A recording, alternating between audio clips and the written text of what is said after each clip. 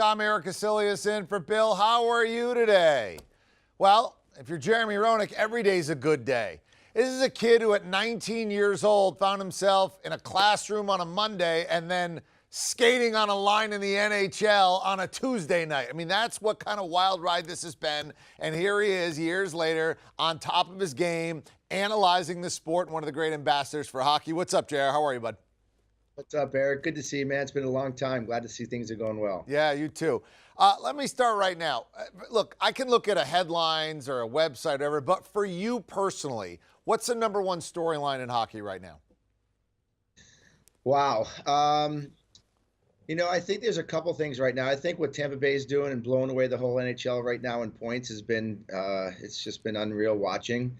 I think with Pastrnak going down in Boston is a big loss for the Bruins. I would have to think they were going to do something here this week in the trade deadline. The fact that Panarin and Bobrovsky, two of the top players in the league and the Stars of Columbus, are having contract problems and looking to be traded this week. And I think the debacle of Edmonton, Colorado, Anaheim, Minnesota, nobody seems to want to make the playoffs in the West and on the West side. So, and I'll even throw Nashville into that mix a little bit right now. They're not playing very well. A lot of crazy things going on in the league. You mentioned Tampa, right? They're 15 points clear of everybody else in the NHL. And then you talk about out West. And out West, two of the top three teams are Winnipeg and Calgary. Is it going to be disastrous for the NHL, when you look at a ratings type of thing, if the Stanley Cup final is Winnipeg and Tampa? Disastrous. I don't think disastrous for the NHL. I think a little bit more disastrous for NBC. I think you lose a lot of your viewership when the game's not in the United States. But, in Canada, that's so big. They haven't had a team win the Stanley Cup since 1993. So there's been a big drought up in Canada. Winnipeg doesn't have a very big market, but they have a very good team. Calgary is probably one of the surprise teams of the National Hockey League. Whether it's going to go up through Canada is the big question. I think more so the networks are going to be a little bit more anticipating the finals more so than the National Hockey League. But I wouldn't count out the San Jose Sharks in that conversation either. They are without a doubt one of the strongest teams, I think, in the West. So how can we spin that to make it a positive? You and I both love hockey, and Yeah. This is a sport where every city does have a chance, and any city can quickly come back up. Can we sell that? Is that our best spin forward so that more people get it?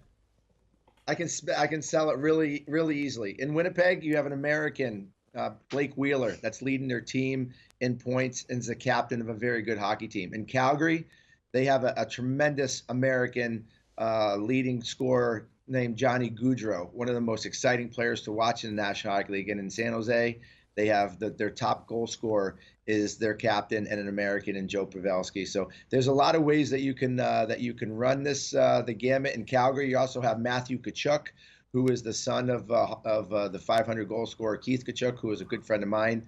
There's a lot of good ways that you can spin it back into the United States if the games happen to go up there into the north.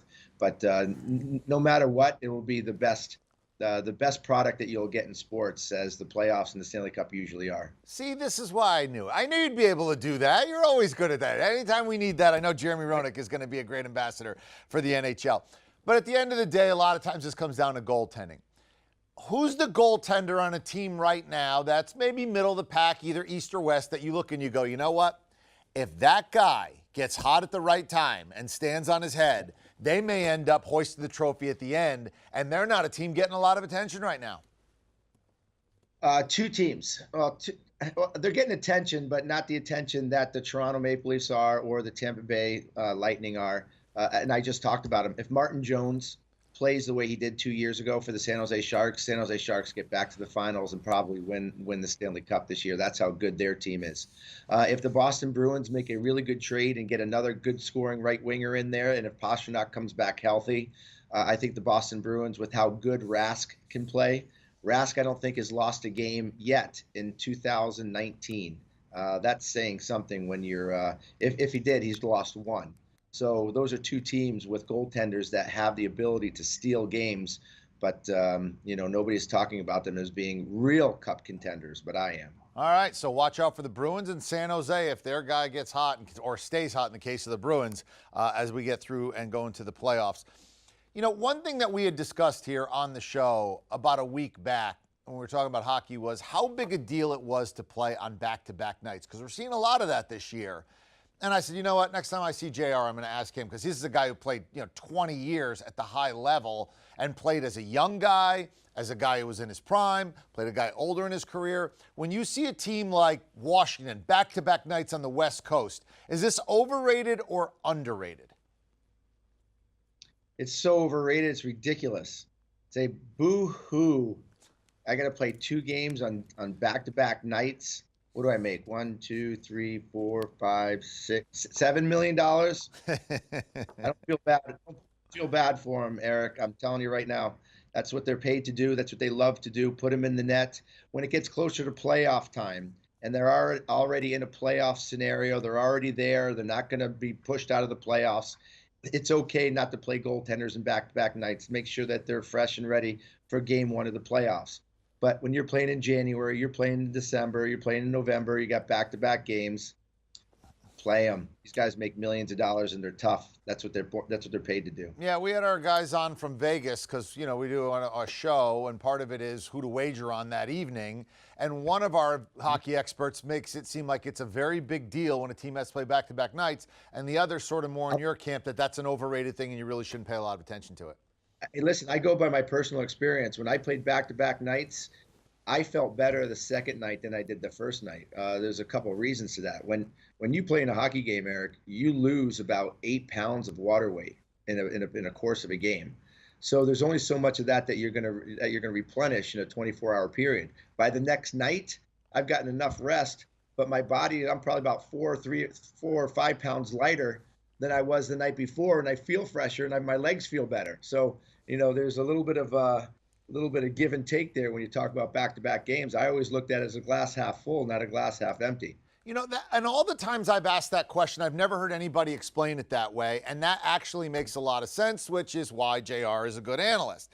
You'd also be a good commissioner. If I said to you, you are the Czar of Hockey, you can make any one change to the NHL that has not been made, what would Jeremy Roenick's first order of business be that you could change? That has not been changed? Yes. Wow. That's really tough. I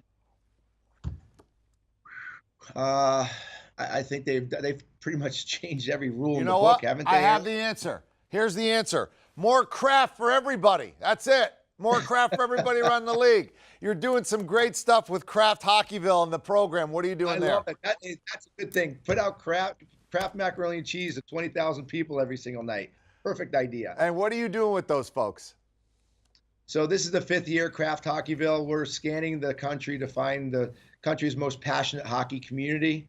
Kraft is doing a great thing by putting hockey up front, celebrating the game of hockey, and going out and celebrating the small towns of America. And I think those are the towns that get forgotten, Erik. That is really important to the future of hockey. You got a lot of NHL stars that come out of these small towns, and sometimes they just need a little boost and a good place to play. So what Kraft does is we go out and we find the most passionate hockey community. So you can go to krafthockeyville.com and nominate your arena and tell us a story. Write us a letter on krafthockeyville.com. Tell us why your community loves hockey so much. Tell us why your arena in your community is so important to your child or to the community's livelihood.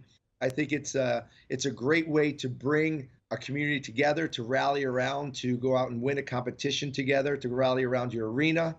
You get $150,000 of arena upgrades to put right in there to make that arena in your hometown better for your kids. And you get the opportunity to host an NHL preseason game that will be, by the NHL, be played on NBC in September. It's a great way to allow these superstars to come into your backyard and play on the same rink that your kids score goals on and play with their local teams and have a blast learning the best game in hockey. It's a tremendous, tremendous competition.